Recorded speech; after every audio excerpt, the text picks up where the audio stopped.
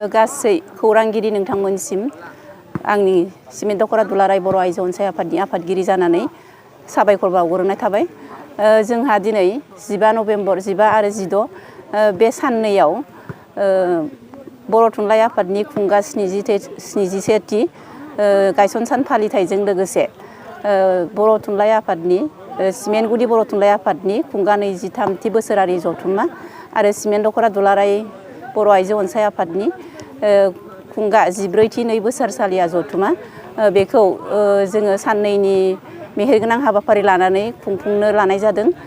बिनिनो दिनै 15 नभेम्बर बेवहाय दिनै 15 नभेम्बराव फुंनिफ्राय जोंहा माखासे बेखेवनाय हाबाफारिया जानानै थांबाय आरो नैबे बुब्लियाव दा जोंहा सिमेन्ट दख'रा दुलाराय बर' आइजो अनसाय आफादनि थान्दै बादा बेखेवनाय हाई स्कुल आरो कलेज लेभेलनि रुंसारि कुइज कम्पिटिशन बेवहाय बाहागो लानो फैनाय फरायसा फरायसुलिफोरखौ बादाखौ बिथांनि मुङाव दोननानै दिनै जोङो बेखेवनाय जाबाय आरो बे थान्दै बादायाव जोंहा सिमेन्ट दख'रा दुलाराय बर' आइजो अनसाय आफादा खुंगा 14थि नै बोसोरसालिया जथुम्मानि थान्दै मेला जागोन। बेवहाय दिनै जोङो गोजाम आफादखौ सिफायनानै गोदानै आफाद दाफुंनाय जागोन आरो बिनि सिगां जोङो माखासे सावरायनाय आयदा लादों। बे सावरायनाय आयदायाव हाबाफारि होनानै जोंहा माखासे बिबुंथिगिरि आलासि लेंहरनाय जादों। लोगोसे बेवहाय बिबुंथिगिरि आलासिफोरनो माखासे आयदा फारि होनानै जोङो बिथांमोनखौ हांख्रायदों। लोगोसे जोङो जोंनि दख'रानि सिङाव थानाय मोनफ्रोमबो गामिनिफ्राय गासै 6 आइजोफोर खावलायनाय जादों आरो नैबे जयपुर ओनसोलनि खाथि खाला गासै बर' गामिनि गासै बर' आइजोफोरखौ जोङो बे सावरायनाय मेलाव थान्दै मेलाव बाहागो लानो थाखाय लेंहरदों।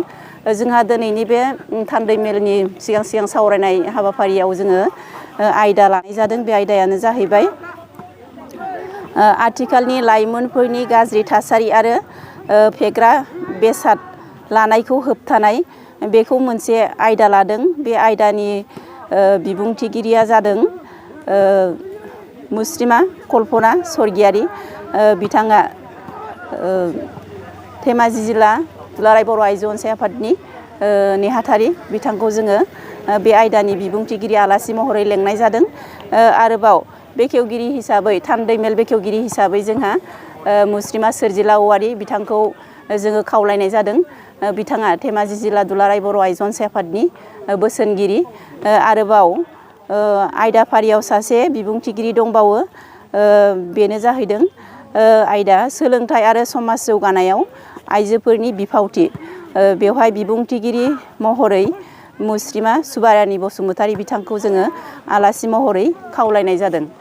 बेखिनिखौनो जोङो दिनैनि बे थान्दै मेलनि गेजेरजों सावरायनाय हाबाफारि लाफानानै बेखिनि आयदाखौ जोङो लालांनाय जागोन। दिनै 15 नभेम्बर बर' थुनलाइ आफादनि 77थि गायसन सान फालिथाय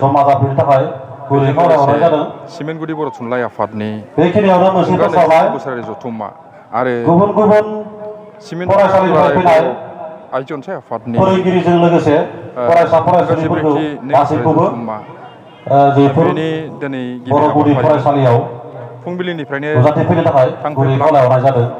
दा बे हाबाफारिखौ लोगोसे बेखिनियावनो सिमेन्ट काउन्सिलनि EM बिथांमोन गोजौ फरायसालि आरो बेखेवनाय जाहैबाय।